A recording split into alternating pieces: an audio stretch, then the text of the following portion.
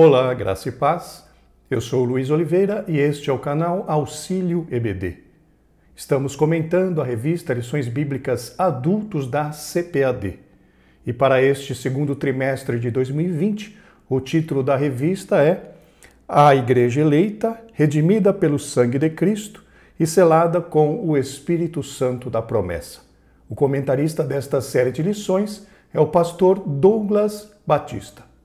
Chegamos hoje, meus irmãos, à última lição do trimestre, a lição de número 13, que tem como título A Batalha Espiritual e as Armas do Crente.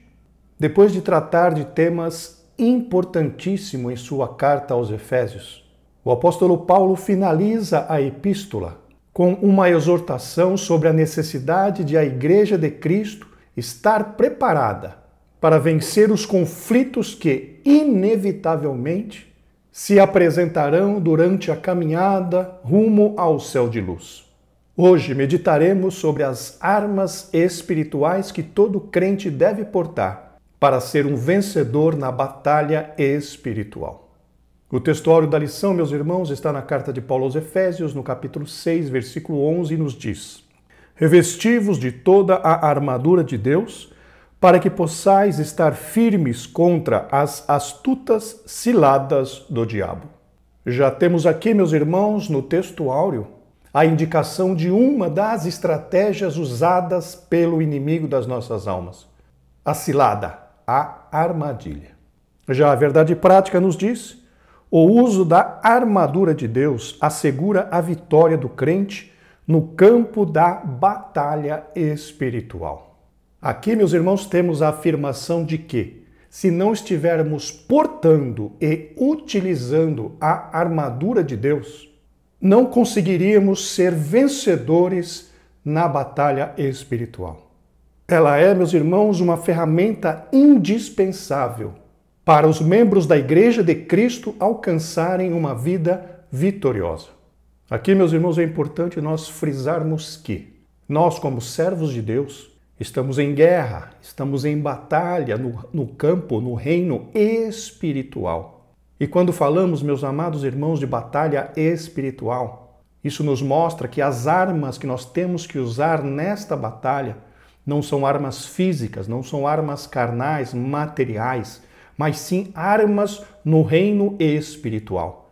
E Paulo, citando aqui na sua carta aos Efésios, no capítulo 6, ele nos mostra claramente que Deus nos concede recursos, armas, para que sejamos vencedores nessa luta, nessa batalha no campo espiritual. E essa lição, meus amados irmãos, vai nos dar indicações de como podemos alcançar, ou seja, receber, utilizar estas armas espirituais em Cristo Jesus. É muito importante que nós tenhamos essa questão muito clara na nossa mente. Estamos em guerra, estamos em batalha espiritual e precisamos urgentemente nos utilizarmos destas armas que Deus disponibiliza para nós. Só que entendamos também que essas armas, elas não são disponibilizadas para nós de forma gratuita, ou seja, sem que precisemos fazer nada para que a recebamos. Não. Nós temos que fazer alguma coisa, nós temos que fazer a nossa parte. Os irmãos vão entender os detalhes da nossa responsabilidade em relação a essas armas, ao recebimento destas armas. Nós temos, irmãos, responsabilidades. Assim como em tudo na vida cristã, existe uma parcela de responsabilidade nossa. Nessa questão do uso das armas espirituais, não seria diferente. Nós temos uma parcela de responsabilidade, a qual nós veremos no decorrer desta lição. Chegando então na leitura bíblica em classe, que está na carta de Paulo aos Efésios, no capítulo 6, versículos do 10 ao 20. Acompanhe a leitura, por favor. No demais, irmãos meus, fortalecei-vos no Senhor e na força do seu poder. Revesti-vos de toda a armadura de Deus, para que possais estar firmes contra as astutas ciladas do diabo. Porque não temos que lutar contra carne e sangue, mas sim contra os principados, contra as potestades, contra os príncipes das trevas deste século, contra as hostes espirituais da maldade nos lugares celestiais. Portanto, tomai toda a armadura de Deus, para que possais resistir no dia mau e, havendo feito tudo, ficar firmes.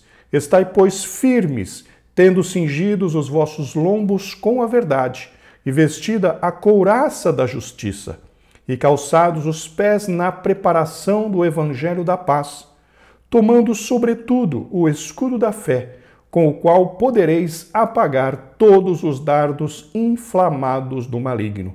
Tomai também o capacete da salvação e a espada do Espírito, que é a palavra de Deus, orando em todo o tempo, com toda oração e súplica no Espírito, e vigiando nisso com toda perseverança e súplica por todos os santos, e por mim, para que me seja dada, no abrir da minha boca, a palavra com confiança, para fazer notório o mistério do Evangelho, pelo qual sou embaixador em cadeias, para que possa falar dele livremente, como me convém falar. Aqui então, meus queridos irmãos, nós vemos claramente Paulo elencando, listando os componentes ali da armadura de Deus e também a clara indicação, conforme mencionamos há pouco, que a nossa luta não é terrena, não é carnal, não é contra carne e sangue, e sim uma luta no campo, no reino espiritual. Seguindo em frente, meus amados irmãos, o objetivo geral diz: mostrar que o uso da armadura de Deus assegura a vitória no campo da batalha espiritual, conforme mencionamos ali na verdade prática. Como objetivos específicos nós temos, para o tópico 1, demonstrar qual deve ser o preparo espiritual do crente para a batalha.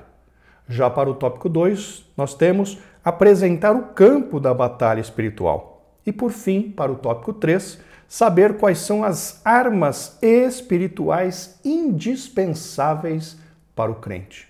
Meus irmãos, antes de nós entrarmos no comentário da lição propriamente dito, se faz necessário algumas considerações. A primeira delas é aquela que normalmente eu faço, de que o roteiro desta lição estará disponível para download. O link estará aqui na descrição deste vídeo, ou se você está assistindo esta aula lá no nosso site Estudantes da Bíblia, o link estará logo abaixo do vídeo também. Isto posto, meus amados irmãos, vamos então para o comentário. Introdução. Primeiramente, meus amados, precisamos meditar em alguns pontos antes de efetivamente iniciarmos no texto da revista. A Bíblia nos diz que o mundo em que vivemos está dominado pelo mal. Vejamos o que diz 1 João, capítulo 5, versículo 19, na Nova Versão Transformadora. Sabemos que somos filhos de Deus e que o mundo inteiro está sob o controle do maligno. E este maligno, como todos sabem, é o adversário de Deus e, por consequência, nosso adversário também. Vejamos o que diz 1 Pedro 5,18 na Nova Versão Transformadora. Estejam atentos, tomem cuidado com seu grande inimigo, o diabo, que anda como um leão rugindo à sua volta, à procura de alguém para devorar. Então percebam, meus irmãos, que a Bíblia é muito clara em dizer que o inimigo, o diabo, é nosso inimigo.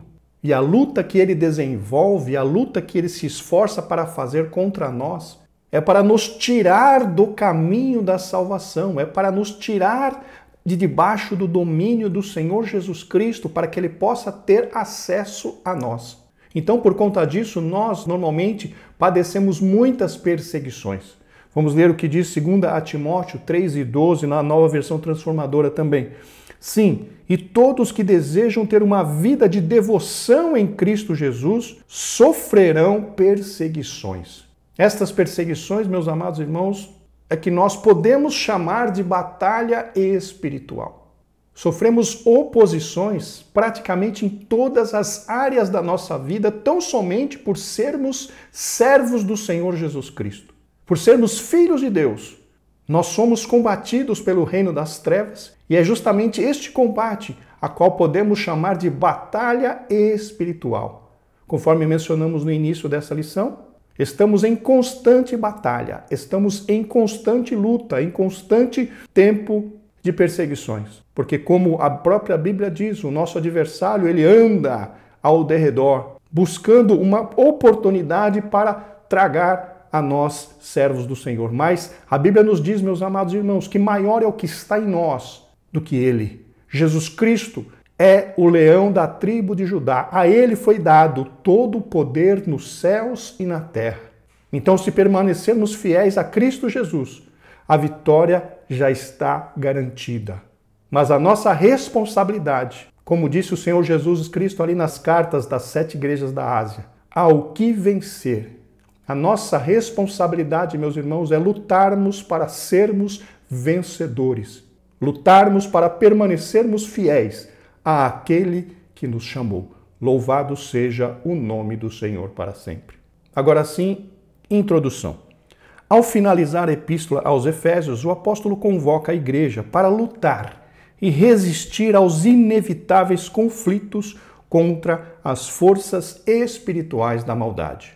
E esta convocação, meus amados irmãos, que o comentarista pontuou, por parte de Paulo, se dá, em primeiro lugar, através da conscientização.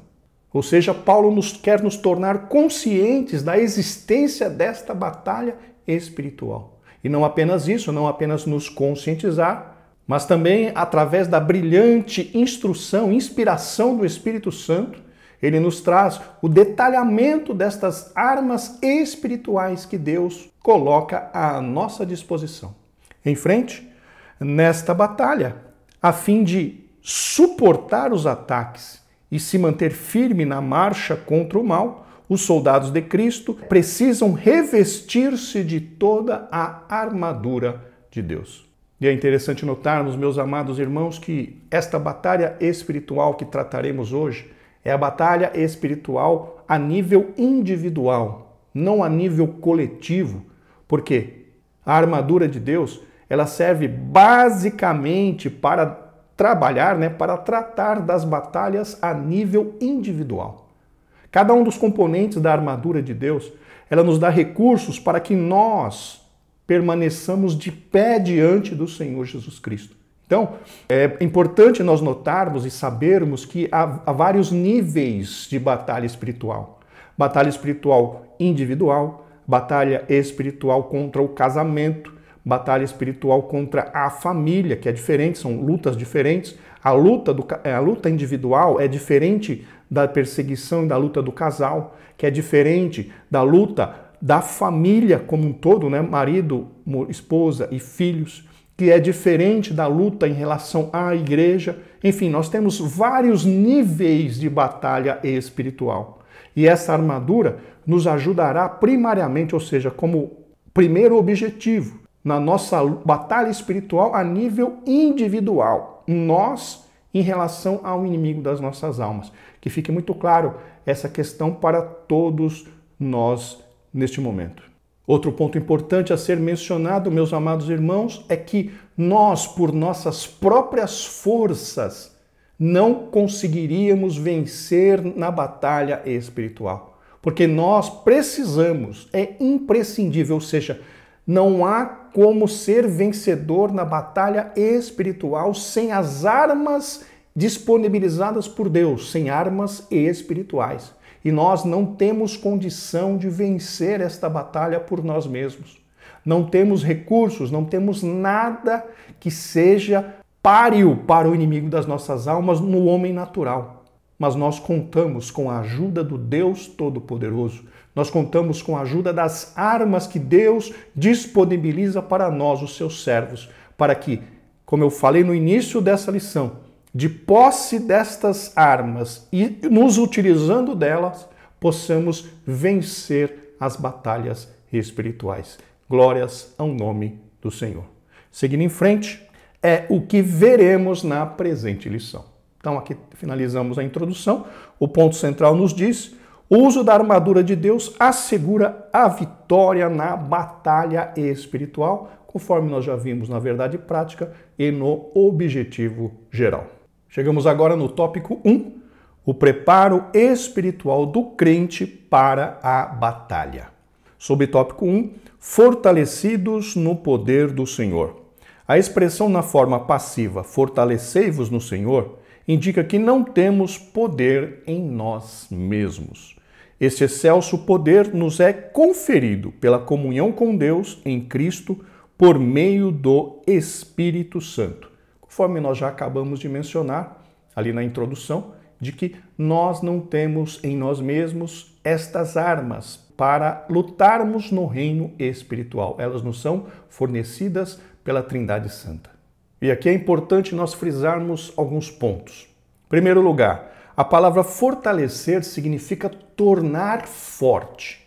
E só pode tornar forte quem tem poder. E a Bíblia, irmãos, é muito clara em dizer que o poder pertence ao Senhor nosso Deus. Leamos o que diz Salmos 62, verso 11, na Almeida Revista e Corrigida. Uma coisa disse Deus, 2 vezes a ouvi, que o poder pertence a Deus.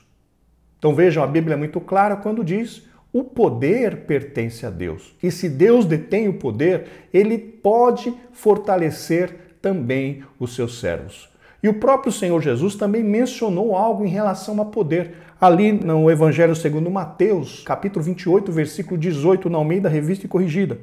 E chegando-se, Jesus falou-lhes dizendo, é-me dado todo o poder nos céus e na terra. Então veja, Salmo 62 fala que o poder pertence a Deus. O Senhor Jesus diz em Mateus 28, 18, que a ele foi dado todo o poder nos céus e na terra. Então, esses 2 versículos nos mostram claramente que Deus é o detentor, a Trindade é a detentora de todo o poder. E conforme eu acabei de mencionar, se ele é o dono do poder, ele pode nos fortalecer. Vamos ler o que diz 1 Pedro 5 e 10 na Nova Versão Internacional.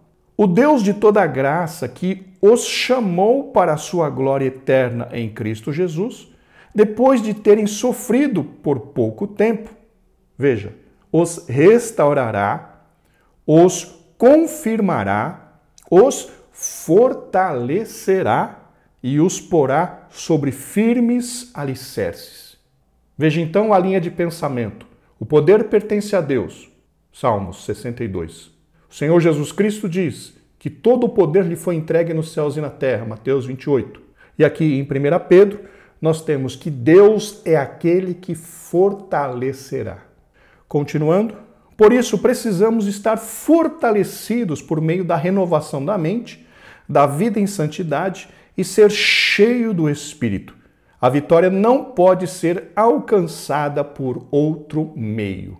Aqui, meus amados, é algo muito claro para nós, ou pelo menos deveria ser, que nós somos totalmente dependentes de Deus. Não somos capazes por nós mesmos de pensar, de tomar decisões. Não, nós somos servos e somos totalmente dependentes do Espírito Santo. Uma vida vitoriosa está diretamente ligada ao nível de comunhão que cada um de nós tem com o Espírito Santo. Não dá para ser vitorioso, desassociado, longe, separado, sem ter comunhão com o Espírito Santo. Pois esta comunhão, meus amados irmãos, é o segredo para se ter uma vida vitoriosa. E quando falamos a respeito de batalha espiritual, não poderia ser diferente. Sem a comunhão com o Espírito Santo, nós não temos as armas espirituais necessárias para vencermos a batalha. Por isso que é muitíssimo importante para cada um de nós, cristãos da nova aliança, desenvolver comunhão com o Espírito Santo. Seguindo em frente, conhecer as Escrituras sem a devida obediência e frequentar os cultos sem a genuína conversão não são suficientes. Aqui, meus irmãos, o comentarista pontua que apenas o conhecimento intelectual não faz diferença nas nossas vidas. O que faz diferença é conhecer e cumprir a palavra de Deus. Vamos ler o que diz o Evangelho segundo São Mateus, no capítulo 7, versículos do 24 ao 27, na Almeida Revista e Corrigida. Todo aquele, pois, que escuta estas minhas palavras e as pratica, assemelhá-lo-ei ao homem prudente que edificou a sua casa sobre a rocha. E desceu a chuva, e correram rios, e assopraram ventos, e combateram aquela casa, e não caiu, porque estava edificada sobre a rocha. Aquele que ouve estas minhas palavras e não as cumpre, Compará-lo-ei ao homem insensato que edificou a sua casa sobre a areia. E desceu a chuva, e correram rios, e assopraram ventos, e combateram aquela casa, e caiu. E foi grande a sua queda. Vejam que nessa parábola contada pelo próprio Senhor Jesus Cristo, ele diz que a diferença está em se cumprir a palavra de Deus. Então, meus amados irmãos, simplesmente frequentar cultos não nos torna salvos.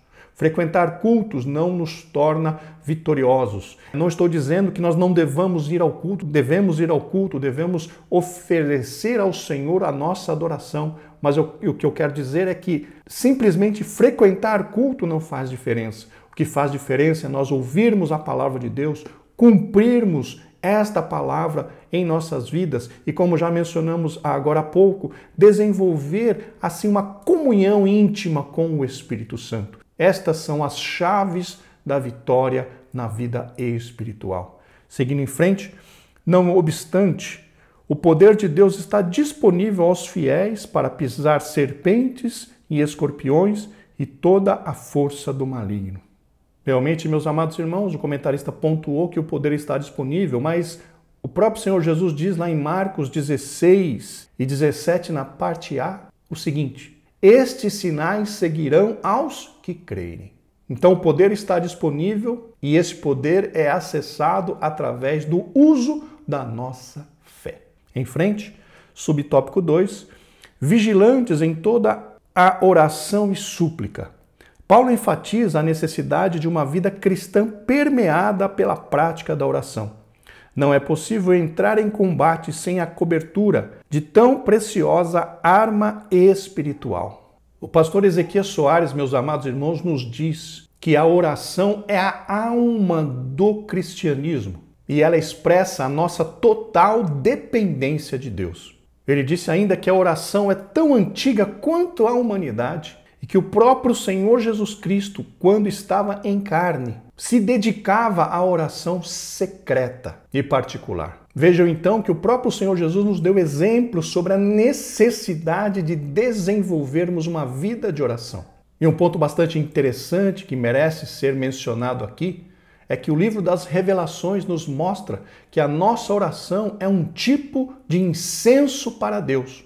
Vamos ler o que diz Apocalipse no capítulo 5, versículo 8, na Nova Versão Transformadora. Quando o Cordeiro recebeu o livro, os 4 seres vivos e os 24 anciãos se prostraram diante dele. Cada um tinha uma harpa e taças de ouro cheias de incenso, que são as orações do povo santo. Então vejam, meus amados irmãos, que o livro de Apocalipse nos dá a entender que as nossas orações são um tipo de incenso, algo que sobe como cheiro suave às narinas do Senhor nosso Deus. Vejam então que mistério maravilhoso, onde as nossas orações agradam ao Deus Todo-Poderoso. Glórias ao nome do Senhor. Em frente, meus amados, a expressão orando em todo o tempo, com toda oração e súplica no Espírito, significa clamar pelo favor divino em qualquer circunstância e oportunidade. Conforme mencionamos, nós precisamos realmente desenvolver uma vida de oração. E o próprio apóstolo Paulo fala ali na sua primeira carta aos Tessalonicenses, no capítulo 5, versículo 17, na Almeida Revista e Corrigida: orai sem cessar. Só que precisamos entender, meus amados, orar sem cessar não é estar 24 horas por dia de joelhos. Orar sem cessar é tentar andar em espírito em todos os momentos da nossa vida. Existem os momentos de orar ajoelhado. Existem os momentos de orar, por exemplo, caminhando. Existe o momento da oração congregacional enquanto estamos na igreja. Mas entendam que podemos desenvolver uma vida de oração 24 horas, não 24 horas porque temos o tempo de sono, mas podemos desenvolver uma vida de comunhão com o Espírito Santo em todos os momentos em que estivermos acordados. E a definição de oração é falar com Deus. E nós podemos falar com o Espírito Santo o dia inteiro. Enquanto estivermos acordados, podemos conversar com o Espírito Santo, louvar ao nome dele, podemos pedir orientações, podemos agradecer pelas bênçãos recebidas. O Espírito Santo, meus amados, está em nós e nós podemos perfeitamente estar conversando com ele durante o dia inteiro. Sei que é difícil, eu sei que é complicado, não é fácil para ninguém, mas nós temos esta oportunidade. Orar sem cessar, ter comunhão, desenvolver a comunhão com o Espírito Santo durante todos os momentos em que estivermos acordados. Aqueles que conseguem fazer isso, irmãos, têm uma vida grandemente vencedora e têm grandes alegrias, porque não há nada mais reconfortante do que gozar da comunhão de Deus. É coisa maravilhosa. Glórias ao nome do Senhor. Seguindo em frente, então, este clamor deve estar acompanhado de vigilância, pois a vigilância, preserva o crente das astutas ciladas do inimigo. Vigiemos em oração e súplica. Inclusive, meus amados irmãos, há um detalhe bastante importante. Encontramos no Evangelho segundo escreveu São Marcos uma abrangência um pouquinho maior em relação a essa questão da oração. Nós estamos acostumados a ouvir a expressão vigiai e orai, que é uma expressão bíblica, é uma ordenança do Senhor Jesus Cristo. Mas veja o que diz em Marcos 13:33, na Almeida Revista e Corrigida. Olhai, vigiai e orai, porque não sabeis quando chegará o tempo. Marcos, meus amados irmãos, usa a expressão olhai antes de vigiai e antes de orai. Não que o olhai seja mais importante do que o vigiai e do que o orai. Significa que nós também temos que olhar, no sentido de analisar as questões intelectualmente. Olhar é justamente isso, fazer uma análise. Vigiar é usar aquilo que o resultado daquela análise, para que nós usemos de precaução para que nós não caiamos nas ciladas do diabo. E o orai é justamente para nos dar forças para conseguirmos vigiar. Então vejam que são três coisas que estão interligadas. Olhai, análise. Vigiai, através do resultado da análise, nós nos guardarmos. E o orai é o que nos dá graça para vigiar e nos dá graça para olhar. São três coisas que estão interligadas. E não podemos nos esquecer da palavra de Deus em toda essa questão. Porque o olhai é o olhai de acordo com a palavra de Deus. A palavra de Deus é a nossa referência. Então nós temos que olhar o mundo pela ótica da palavra de Deus. Nós temos que analisar as situações pela ótica daquilo que a palavra de Deus nos ensina. Então, meus amados, olhar é muito importante. Analisar a situação em que estamos vivendo de acordo com a palavra de Deus é muito importante. Então, veja, temos essas três coisas. Olhai, que significa análise. Vigiai, que significa, olha, aquilo que você analisou, tome cuidado para não cair. E orai, que é o que? A força que nos dá para vigiar, a força que nós temos para poder olhar. São três coisas que estão intimamente interligadas. E mais uma vez, sem nos esquecer que a palavra de Deus é fundamental para tudo isso. Louvado seja Deus. Chegamos agora no tópico 2, que diz: conhecendo o campo da batalha espiritual. Subtópico 1, as astutas ciladas do diabo. A expressão ciladas do diabo indica as armadilhas articuladas perversamente pelo reino das trevas.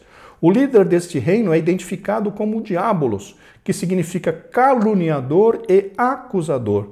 Tomado de fúria e por meio do espírito do erro, ele prepara laços com o propósito de destruir a igreja de Cristo. Aqui, meus queridos irmãos, o comentarista traz alguma definição sobre o nome do nosso adversário, né, que é a caluniador, acusador, e que também ele se utiliza de armadilhas, né, de astúcia para tentar nos derrubar. Ou seja, o enfrentamento do diabo para conosco normalmente não se dá de forma direta, se dá em forma de armadilhas, em forma de laços, em forma de situações e que ele apresenta diante de nós para tentar fazer com que nós deixemos o Senhor e nos aproximemos dele. A Bíblia nos diz, meus amados irmãos, que quem está em Cristo, o inimigo não tem poder para tocá-lo.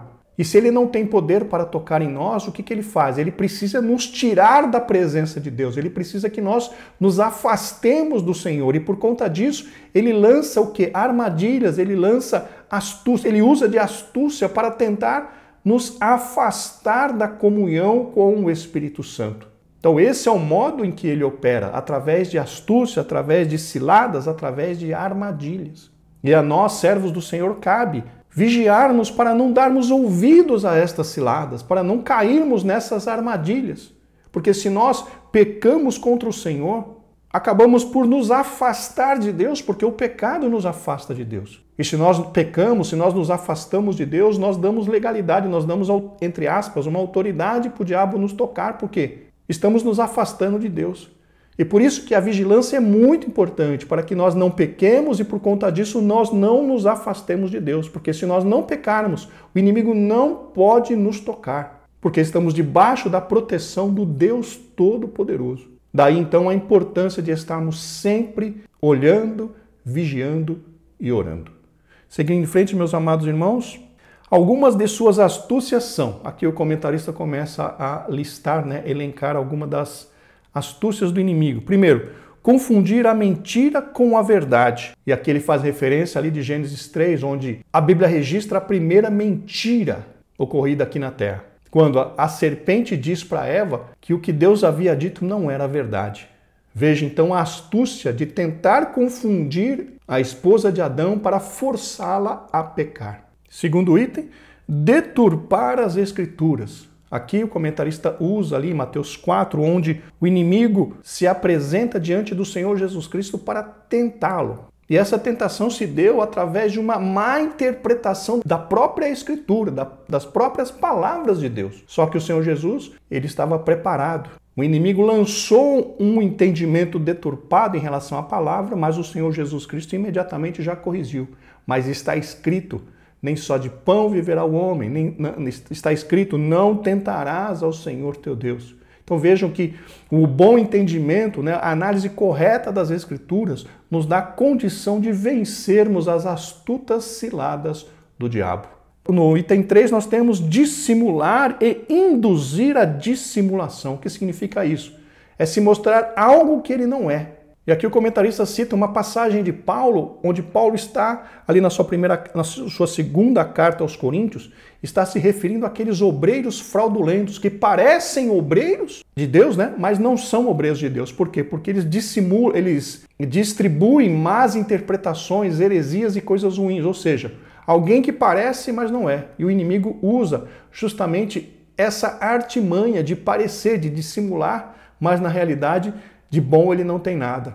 E o Espírito Santo é aquele que nos mostra o que é verdadeiramente a vontade de Deus. Tópico 4, fazer falsos sinais. E aqui o texto apontado pelo comentarista, segunda carta de Paulo aos Tessalonicenses 2:9, fala daquilo que o anticristo fará com os seus sinais de mentira, que também é uma estratégia do inimigo das nossas almas. Item 5, fazer acusações, que, conforme o comentarista pontuou, o próprio nome do diabo, diabolos, que significa acusador, nos mostra qual é a sua prática, que é nos acusar, que é apontar os nossos erros. Em frente, item 6, semear incredulidade. Esse texto que o comentarista usou de segunda carta de Paulo aos Coríntios, no capítulo 4, versículo 4, fala da atuação do inimigo, no sentido de cegar, de impedir que os incrédulos enxerguem, entendam e por enxergar e por entender a palavra de Deus, se convertam. Então, meus amados, existe um enorme esforço das forças do mal para que aqueles que não conhecem a Cristo não consigam entender o Evangelho. Daí a necessidade de nós, como servos do Senhor, pregarmos um evangelho, além de amparados pelo poder de Deus, também um evangelho muito claro, sem ficarmos muito preocupados com palavras elevadas, não. Nós temos que fazer com que o evangelho seja entendido. E uma vez que ele é entendido, as pessoas têm condição de aceitá-lo ou rejeitá-lo. Que fique claro aos irmãos essa nossa necessidade de sermos claros na pregação do Evangelho. No item 7, promover ideologias anticristãs. Aqui o comentarista se refere ao trabalho do inimigo das nossas almas em trazer doutrinas que não condizem com a palavra de Deus. E o próprio Paulo chama essa doutrina de demônios. Vamos ler o que diz na primeira carta de Paulo a Timóteo, no capítulo 4, versículo 1, na Almeida Revista e Corrigida. Mas o Espírito expressamente diz que, nos últimos tempos, apostatarão alguns da fé, dando ouvidos a espíritos enganadores e a doutrinas de demônios. Vejam que o inimigo, ele estabelece doutrinas e tenta passar essa doutrina como sendo doutrinas de Deus, doutrinas bíblicas, e nada mais são do que doutrinas de demônios. Meus irmãos, por conta disso é muito importante que nós desenvolvamos um conhecimento bíblico aprofundado, que nós desenvolvamos uma vida de oração, uma vida de leitura e interpretação, e estudo e meditação na palavra de Deus, porque isso vai fazer com que nós identifiquemos essas doutrinas de demônios, que infelizmente já estão espalhadas pelo mundo, pois nós já estamos vivendo no tempo do fim. Seguindo em frente, diante deste quadro, o texto sagrado ordena: revesti-vos de toda a armadura de Deus. Subtópico 2, o conflito contra o reino das trevas. Paulo enfatiza que este conflito não é contra carne e sangue.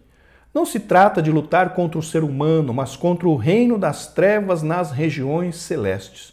Essas declarações indicam que a batalha não é física, mas travada no mundo espiritual, conforme nós já desde o início dessa lição estamos afirmando, mencionando para os irmãos. Seguindo em frente, o conflito é contra as hostes que, debaixo da autoridade do diabo, mantêm os homens na escuridão. Também mencionamos no início dessa lição de que muitas vezes a luta que nós passamos com pessoas, elas são motivadas pelo reino espiritual. Muitas vezes nós cristãos enfrentamos uma antipatia, um ódio gratuito de outras pessoas. Aqueles que não conhecem a Cristo, em muitas situações, muitas vezes olham para nós e, entre aspas, não vão com a nossa cara. O que é não ir com a nossa cara?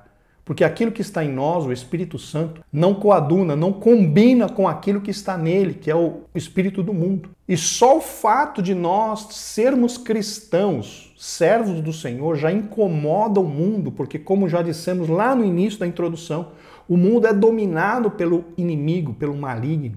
Então só o fato de nós sermos crentes já é motivo para sermos perseguidos. Mas entendamos, meus amados irmãos, que a nossa luta não é contra o homem, não é contra aquele que não gosta de nós, não é contra aquele que nos persegue, que é humanamente falando. A nossa luta é no reino espiritual. E essas pessoas que nos perseguem, essas pessoas que nos fazem mal, essas pessoas que nos caluniam, são simplesmente instrumentos do inimigo das nossas almas, instrumento das forças espirituais da maldade para tentar nos atingir. Mas como já dissemos, maior é o que está em nós do que aquele que está no mundo. E o próprio Senhor Jesus Cristo disse que no mundo nós teríamos aflições, mas que devemos ter bom ânimo, porque Ele venceu o mundo. E consequentemente, se o Senhor Jesus Cristo venceu o mundo, nós, os seus servos, também venceremos no nome dele. Esta vitória está garantida para todos aqueles que perseverarem. O anjo disse a Daniel: tu, porém, vai até ao fim. E nós, irmãos, recebemos esta palavra também. Cada crente em Cristo Jesus, cada servo do Senhor, precisa ir até o fim. Precisa se manter fiel, se manter de pé, lutar com unhas e dentes para vencer o pecado através das armas que o próprio Deus nos disponibiliza. Glórias ao nome do Senhor. Vamos em frente?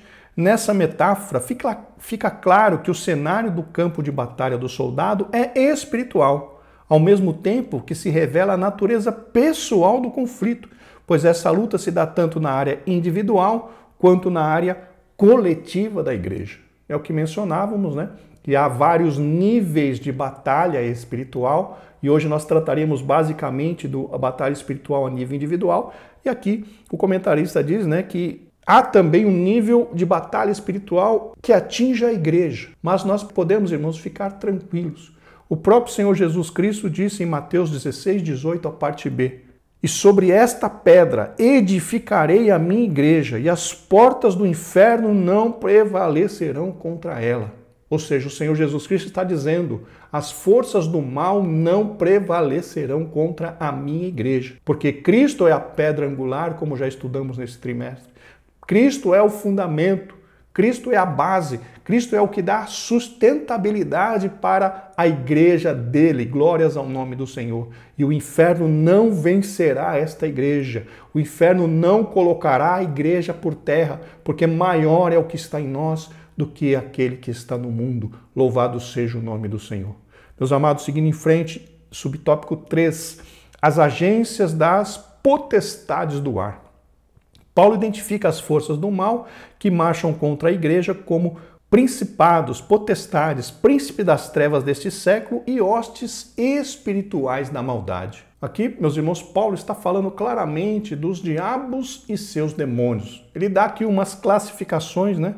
Principados, potestades, príncipe das trevas, enfim. Ele dá aqui algumas classificações que para nós não tem muito sentido ficar nos aprofundando muito nesse assunto. O que precisa ficar entendido é que são servos do diabo e também existe uma outra particularidade. Em Apocalipse, no capítulo 12, versículo 4, diz que 1/3 dos anjos do céu se rebelaram junto com Satanás e desceram de lá e se transformaram, né, de anjos em demônios. Então vejam que 1/3 dos seres angelicais se rebelaram contra Deus e decidiram acompanhar o diabo. Mas ainda sobraram 2/3, ou seja, aqueles que estão com Deus têm um número muito maior do que aqueles que estão com o diabo.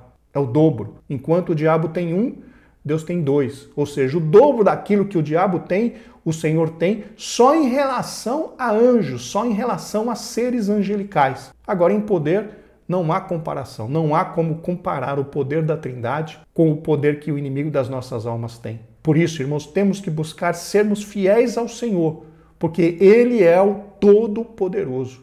Quem está com Ele não perde, quem está com Ele não é derrotado. E Ele nos fornece as armas necessárias para que vençamos esta batalha em nome do seu Filho amado Jesus Cristo de Nazaré. Glórias a Deus. Em frente, meus amados, esses seres são caracterizados por 3 aspectos. Primeiro, eles são poderosos. Os títulos principados e potestades indicam poder, primazia, autoridade para agir. Príncipe das trevas são líderes de anjos decaídos que, sob o comando do diabo, exercem domínio. Aqui o comentarista faz algumas explicações, a respeito dessa hierarquia demoníaca, mas eu não vejo tanta importância em se entender isso, meus amados irmãos. Nós temos que entender que, mesmo que esses demônios tenham um poder, este poder é limitado. E principalmente precisamos entender que esse poder do que os demônios têm, eles estão sob a autoridade de Deus. Eles só vão até onde o Senhor nosso Deus permite. Então vejam que até nisso eles não têm liberdade. Deus é o que domina, Deus é o que faz aquilo que Ele quer. Então mesmo que haja essa hierarquia no reino do mal, principados e príncipe das trevas, esse tipo de coisa, a nós cabe entender que o poder completo pertence a Deus, que Deus é o que domina todas as coisas. E a chave da vitória é a nossa fidelidade. Item B, eles são malignos. Esses agentes formam as hostes espirituais da maldade. Refere-se a demônios que empregam seu poder destrutivamente para o mal. Aqui, irmãos, é algo que nós não temos dúvida, porque os demônios, eles servem ao pai da mentira, que foi homicida e mentiroso desde o princípio. Vamos ler o que diz João, capítulo 8, versículo 44, na Almeida Revista e Corrigida. Vós tendes por pai ao diabo e quereis satisfazer os desejos de vosso pai. Ele foi homicida desde o princípio e não se firmou na verdade, porque não há verdade nele. Quando ele profere mentira, fala do que lhe é próprio, porque é mentiroso e pai da mentira. Então vejam, os servos do pai da mentira têm que ser do mal mesmo. Então essa afirmação do comentarista é muito clara para todos nós. Item 3, eles são astutos, são cheios de sutilezas e maquinam a queda da igreja. A palavra astuto significa hábil para fazer maldades. Conforme mencionado, eles estão a serviço do príncipe das trevas e, por conta disso, fazem o que o seu líder ordena. Disso também acredito que não haja dúvida em ninguém. Seguindo em frente, apesar deste imenso império do mal, a igreja é exortada a não temer. Somos incentivados a lutar e, sobretudo, a vencer, pois o Senhor da igreja está elevado ao nível acima de todo principado e poder e potestade e domínio. Então vejam, entendam algo que é bastante importante. O Senhor Jesus Cristo, como eu já mencionei pelo menos umas 2 vezes nesta lição, ele detém todo o poder, ele está acima de todo o principado, potestade, de todo o reino do mal. Inclusive é importante que nós leiamos Filipenses no capítulo 2, versículos do 9 a 11, na Almeida Revista e Corrigida. pelo que também Deus o exaltou soberanamente e lhe deu um nome que é sobre todo nome, para que ao nome de Jesus se dobre todo o joelho dos que estão nos céus, na terra e debaixo da terra, e toda a língua confesse que Jesus Cristo é o Senhor, para a glória de Deus Pai. Então vejam que texto maravilhoso que Paulo escreveu aos Filipenses. O Senhor Jesus Cristo recebeu um nome que é sobre todo o nome. E ao nome de Jesus todo joelho se dobrará, inclusive do inimigo, inclusive das potestades, inclusive dos príncipes das trevas, inclusive, enfim, de todo o reino material e espiritual, todo joelho se dobrará diante de Cristo Jesus, porque ele recebeu de Deus um nome que é sobre todo o nome. E daí, meus irmãos, vem a nossa vitória. Nós servimos ao maior, nós servimos ao Todo-Poderoso, nós servimos ao grande general, aquele que nunca perdeu uma batalha. Louvado seja o seu nome santo para sempre. Seguindo em frente, meus irmãos, chegamos ao tópico 3, as armas espirituais indispensáveis ao crente. Subtópico 1, a armadura completa de Deus. A imagem que o apóstolo usa é a de uma linguagem retirada do contexto militar romano. A expressão toda a armadura traduz o termo grego panóplia, que significa a armadura completa de um soldado fortemente armado. Aqui é interessante nós notarmos, meus irmãos, que o apóstolo Paulo escreveu a sua epístola aos Efésios enquanto estava em prisão domiciliar em Roma. Segundo o pastor Ezequias Soares, esse contato diário com a guarda pretoriana, que era a guarda ali dos romanos, fez com que o apóstolo Paulo conhecesse muito bem a armadura desses soldados. E por conta disso ele acabou fazendo uma analogia entre as armas que o cristão tem de Deus, as armas espirituais, e a indumentária de um soldado, por exemplo, da guarda pretoriana, que para nós foi de uma grande valia, pois acabamos entendendo alguns mecanismos do reino espiritual.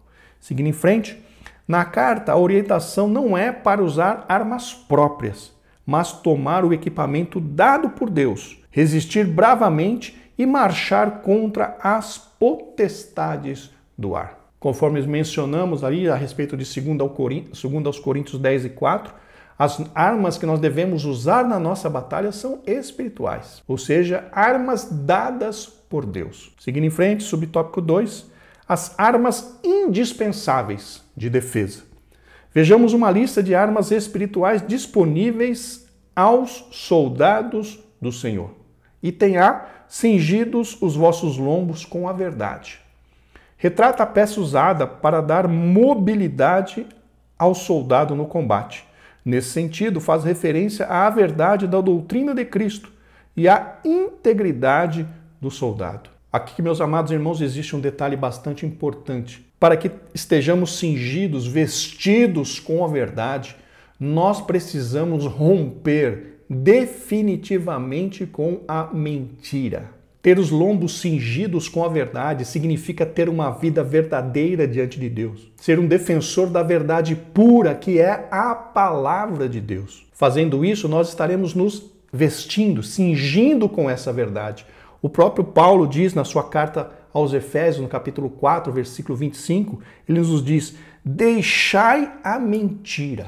Então entendamos, meus amados irmãos, que a mentira não tem nada a ver com nós cristãos. Deixar a mentira é um pré-requisito para ser um servo de Deus. Lá no livro de Apocalipse, nós temos uma advertência muito séria, que ficarão de fora todos aqueles que amam e cometem a mentira. Então a mentira, meus amados irmãos, pode nos tirar do céu. E aqui estar cingidos os lombos com a verdade significa realmente defender a verdade, viver a verdade e abandonar a mentira.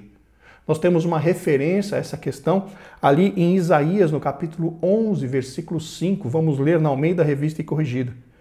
E a justiça será o cinto dos seus lombos, e a verdade o cinto dos seus rins. Então vejam que interessante, lá em Isaías diz que a verdade já é um cinto, é algo que nós temos que portar. Então aqui entendamos que essa verdade que estamos defendendo é a verdade da palavra de Deus. Uma vida verdadeira, uma vida que segue o que diz a palavra de Deus. Então entendamos que não é de nós mesmos, e sim a defesa da verdade da palavra de Deus. Viver esta verdade, defender esta verdade, falar esta verdade e deixar completamente a mentira. Vamos agora para o item 2, item B, né? Vestida a couraça da justiça. Trata-se de uma malha impenetrável de proteção aos órgãos vitais. Refere-se à justiça de Cristo e à retidão do soldado no campo de batalha. Aqui, meus irmãos, Paulo não está fazendo menção à nossa justiça própria. A Bíblia diz que as justiças dos homens são perante o Senhor como trapos de imundícia. Leamos Isaías 64:5 na Almeida Revista e Corrigida. Mas todos nós somos como imundo, e todas as nossas justiças como trapo de imundícia. E todos nós caímos como a folha, e as nossas culpas como um vento nos arrebatam. Então, meus amados, percebamos que não é a nossa justiça própria. E que justiça, então, seria essa a qual Paulo se refere? Essa justiça, então, meus irmãos, é representada pelas nossas atitudes baseadas na justiça da palavra de Deus. E esses atos de justiça, eles são feitos baseados, apoiados, fundamentados no amor a Deus e também em obediência às Sagradas Escrituras. Vejam que Paulo disse que nós não temos o bem em nós mesmos. Nós temos até a vontade de fazer o bem, mas aqui o mal que está em nós muitas vezes nos impulsiona a fazer o mal. Mas os nossos atos de justiça não são baseados simplesmente naquilo que fazemos, que está dentro do nosso coração, no desejo do nosso coração, e sim aquilo que fazemos porque amamos a Deus, obedecendo a sua palavra, porque, irmãos, a palavra de Deus é a referência de justiça. A palavra de Deus é a referência daquilo que devemos fazer para agradar a Deus. Ela é o nosso manual de fé e prática, como costumamos ouvir e costumamos falar. Então, atos de justiça são aqueles que nós fazemos em cumprimento da palavra de Deus. E não tem nada a ver com nossa justiça própria. Veja o que o Senhor Jesus Cristo diz ali no Evangelho, segundo São Mateus, nos capítulos 5, 6 e 7. Se alguém te dar a face direita, se bater na face direita, oferece também a esquerda. Qual que seria a justiça do homem? A justiça do homem é, me bateu na direita, eu vou revidar. E qual que é a justiça de Deus? Alguém te bateu na direita, oferece a esquerda.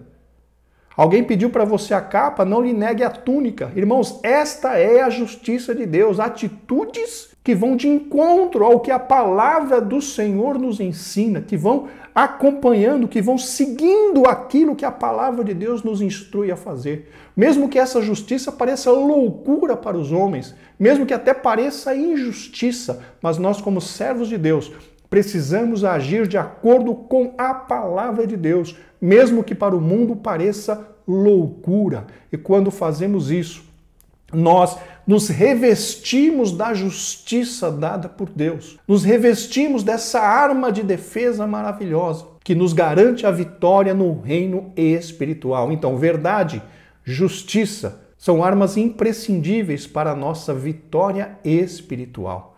Seguindo em frente, meus amados irmãos, item C, calçados os pés na preparação do Evangelho da Paz.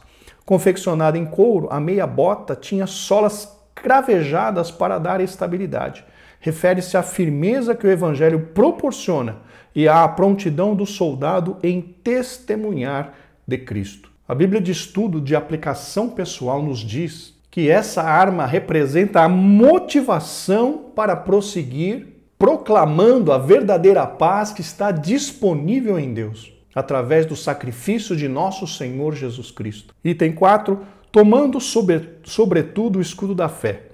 Longo, retangular, feito de madeira e couro, o escudo protege o corpo inteiro dos dardos incendiários.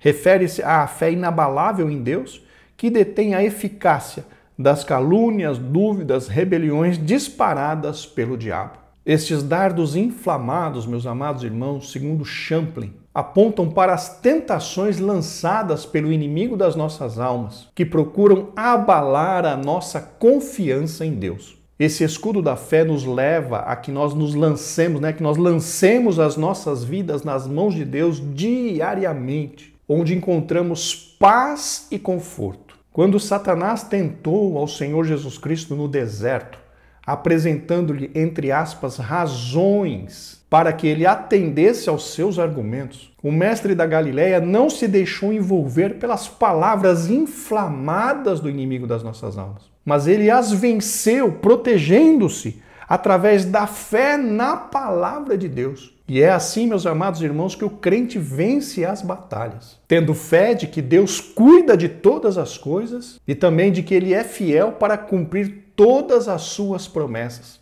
Então, os dardos inflamados, meus irmãos, são aquelas palavras que muitas vezes elas vêm para nos desestruturar, tirar o nosso equilíbrio. Mas quando nós temos fé em Deus, quando nós temos fé naquele que tudo pode, através do que a palavra de Deus nos diz, quando nós recebemos estes dardos inflamados, estas palavras inflamadas, estas perseguições inflamadas que muitas vezes se apresentam na nossa vida, nós temos equilíbrio para dizer não. Eu sei em quem tenho crido. Eu sei que aquele que está conosco é maior do que aquele que está no mundo. Não vou me mover da minha posição. Não vou sair da posição que Deus me colocou, porque maior é o que está comigo. A palavra de Deus me garante isso. A palavra de Deus nos garante a vitória. E permanecemos, irmãos, através da fé naquilo que Deus falou na sua palavra. Conseguimos vencer e não nos mover da nossa posição. Porque Deus está no controle de tudo e Ele é poderoso para fazer cumprir em nossas vidas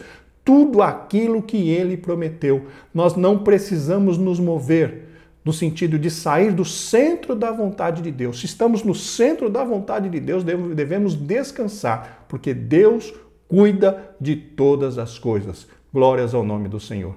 Seguindo em frente, item E, capacete da salvação. Pesado, resistente e fabricado com bronze ou ferro, o capacete serve de proteção para a cabeça. Refere-se à certeza da salvação que já recebemos em Cristo e à convicção da plena salvação no último dia. Vejam, meus irmãos, que este capacete da salvação está intimamente ligado com a nossa comunhão com o Espírito Santo. Se o crente mantém uma relação íntima com o Consolador, ele segue testificando que este crente continua sendo filho de Deus. Leamos o que diz Romanos 8,16 na Almeida Revista e Corrigida. O mesmo Espírito testifica com o nosso Espírito que somos filhos de Deus. E esta é a garantia da nossa salvação. Essa é o que protege, essa relação, essa comunhão com o Espírito Santo é a que protege a nossa cabeça, é o nosso capacete da salvação. Enquanto temos comunhão com o Espírito Santo, ele está testificando dentro de nós. Você é filho de Deus. O Espírito Santo está falando para o nosso espírito. Você continua comigo, você continua salvo. E essa, meus irmãos, é a garantia da nossa salvação. Essa comunhão com o Espírito Santo. Seguindo em frente, subtópico 3. A imprescindível arma ofensiva. Finalmente, a espada do Espírito. A única arma disponível tanto para a defesa quanto para o ataque. O termo grego para ela é machaira, identificada como espada curta. Isso significa que o combate é pessoal, o enfrentamento é diário e acontece corpo a corpo. A espada do Espírito é identificada como sendo a palavra de Deus, inspirada e penetrante. Ela deve ser usada tanto para resistir às ciladas do diabo, quanto para derrubar as fortalezas de Satanás. Vejam, meus irmãos, que a fé e a palavra de Deus estão intimamente ligadas nessa armadura, pois a fé na palavra de Deus é que nos torna vencedores, conforme vimos anteriormente no exemplo da tentação do Senhor Jesus Cristo. Então, meus amados irmãos, chegamos aqui ao fim desta lição, né? Vamos agora para a conclusão. A vitória da Igreja de Cristo contra as forças do mal é garantida pela sobreexcelente grandeza do poder de Deus. Os ardis de Satanás não podem ser subestimados, porém o reino das trevas não deve amedrontar o cristão. A Escritura convoca o salvo a combater e a vencer as potestades do ar, revestido com a armadura de Deus. Queridos irmãos, eu acredito que esta aula tenha sido de grande proveito para todos nós, pois não apenas esta aula, mas este trimestre inteiro foi muito rico em lições, muito rico em aprendizados. Estamos fechando, como dizem alguns, com chave de ouro esse trimestre, meditando nessa questão da armadura de Deus, mostrando a importância da justiça, mostrando a importância de estar na verdade, a importância da comunhão com o Espírito Santo, a importância da fé na palavra de Deus, que é a espada do Espírito. Vejam então que foi muito importante para todos nós esse trimestre. Quero já mais uma vez agradecer todo o apoio que os irmãos têm nos dado, todos os comentários, todos os likes, todas as inscrições. Passamos de 3.000 inscritos no canal, pela misericórdia de Deus, e eu agradeço a cada um de vocês inscritos no canal, que Deus continue abençoando as vossas vidas, e eu suplico encarecidamente, nos ajude com as vossas orações, para que continuemos a fazer esse trabalho para a glória de Deus e para servir a sua igreja. Então, se Deus quiser, estaremos de volta na próxima semana. Graça e paz.